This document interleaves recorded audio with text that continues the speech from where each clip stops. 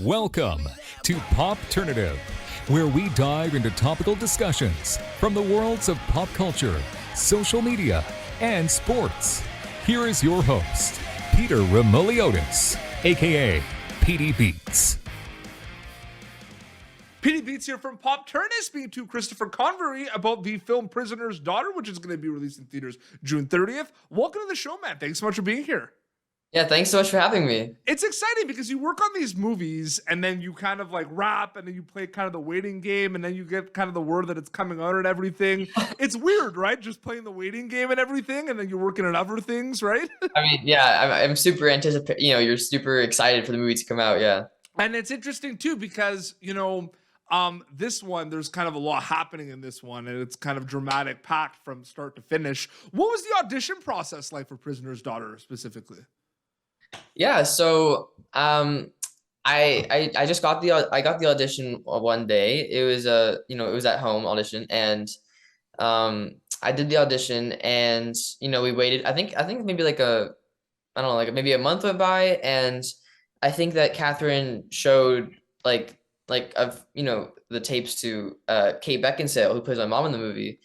And Kate saw all the audition, a few of them, and she was drawn to me. So, and she was like, oh, he's really good. And, stuff happened behind the scenes, and yeah, I got the part. So it was really cool. And did you know a good amount of it going into the audition process? Because you know how it is, like different projects, sometimes you know a lot about what you sign up for and sometimes you don't. Did you have a good idea a little bit with the audition for this one?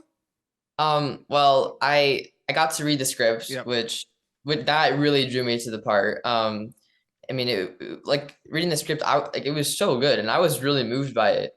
And Ezra's part, he's a really complex character, and he has multiple layers to him, and he goes through so much things in the movie. And that also really drew me, and just reading that, I was like, wow, this is really awesome. So yeah. One of the things that kind of comes to mind, you mentioned Kate Beckinsale, is you got to work with some amazing people on this project. Did it feel like school at times? Just being on set with them, be like, wow, I'm just learning, just doing a scene. That's pretty crazy.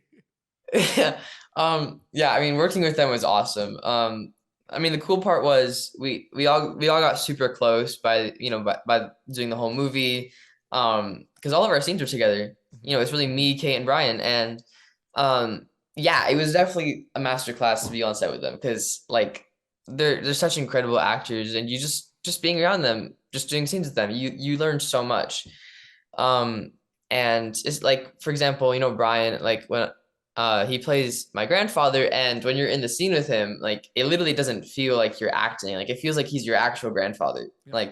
Yeah, so they're great. And Kate brought so much emotion to the role.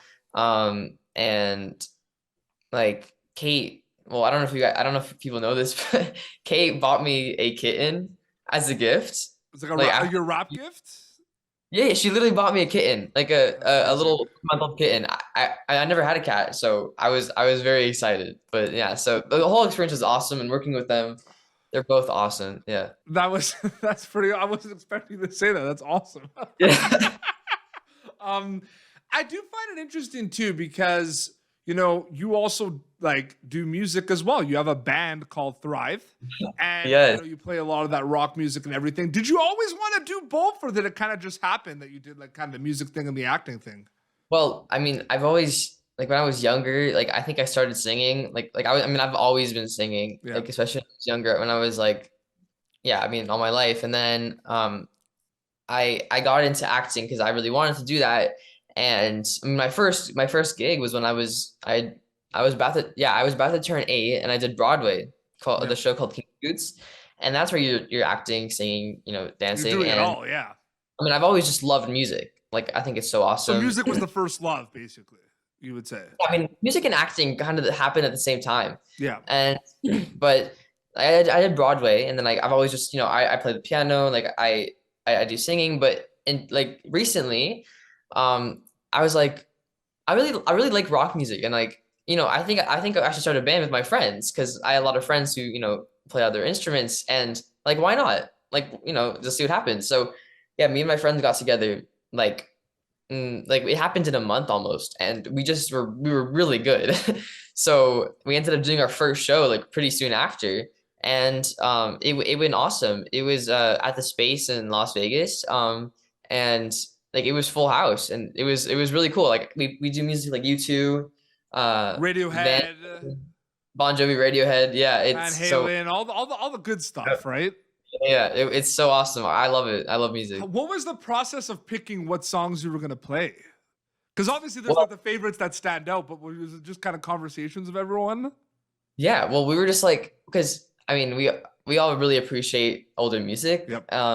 And personally for me, like U2 is basically my favorite band. And so I was like, what do you guys think about these two songs? U2 from U2. And then everyone kind of just was pitching in.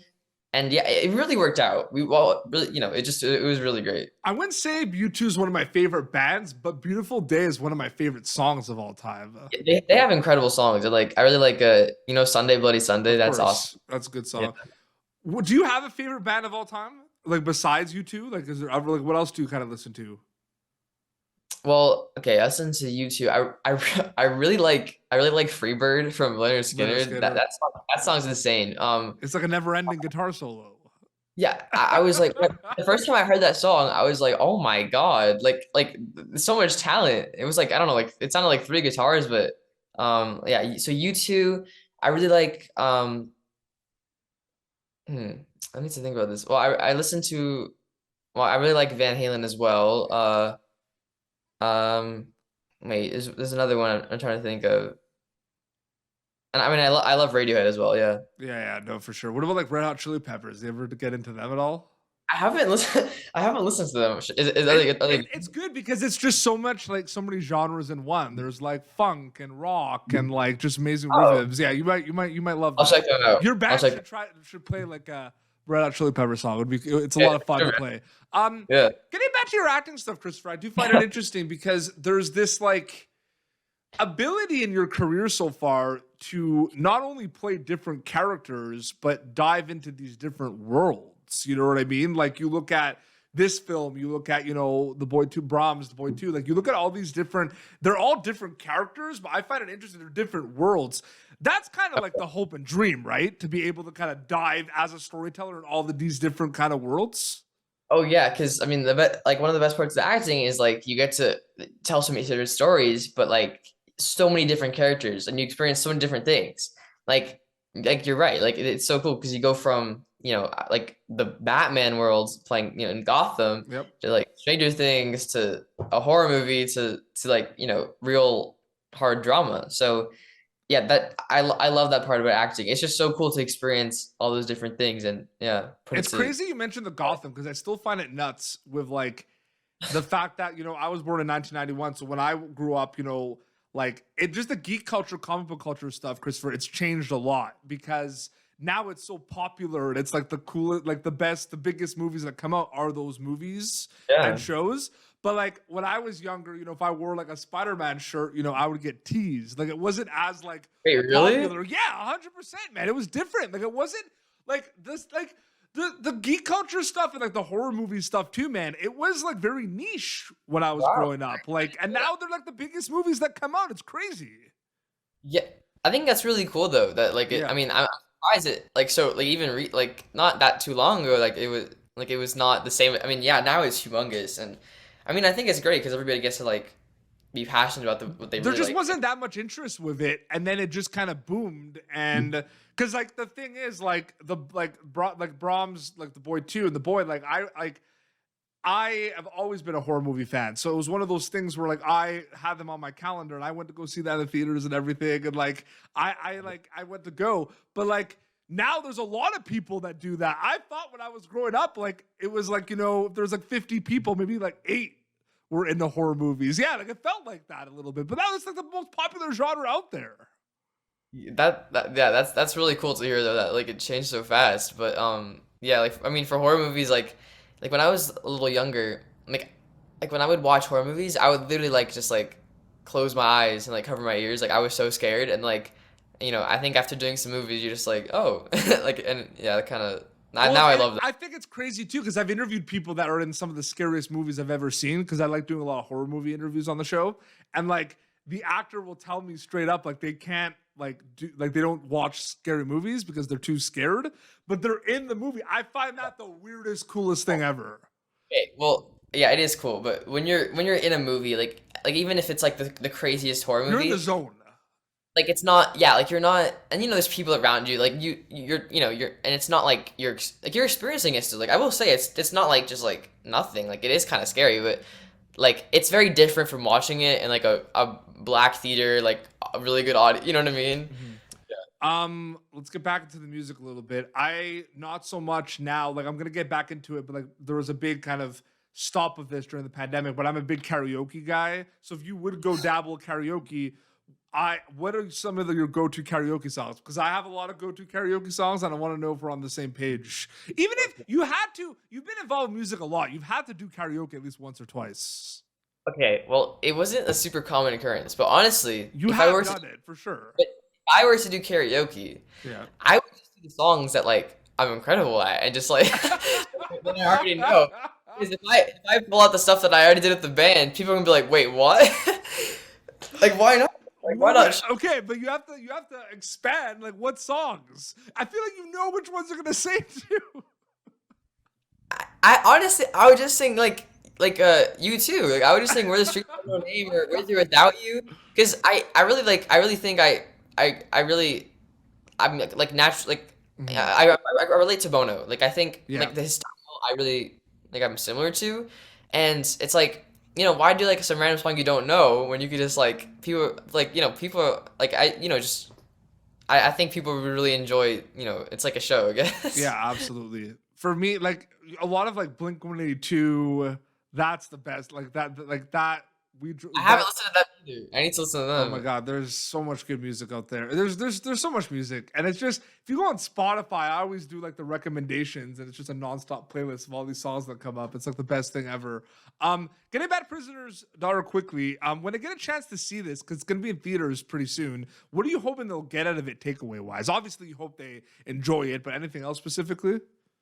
Yeah, so yeah, of course, I think a lot of people are gonna enjoy it, but I also think that anybody, like honestly, if no matter where you come from, like I think you could really, it's just so real. It's like everyone can really connect with any one of the characters and see and really like emotionally connect to it. And I think that I want people to be sad at the end because like the movie it's I mean you'll see it's very emotional, but I think that like I want people to really be like, oh my gosh, like it's gonna last with them and like It's kind of like wow, it's gonna hit hard and it's gonna stay. that family and like oh my gosh, yeah, I don't want to spoil it, but I think people, yeah.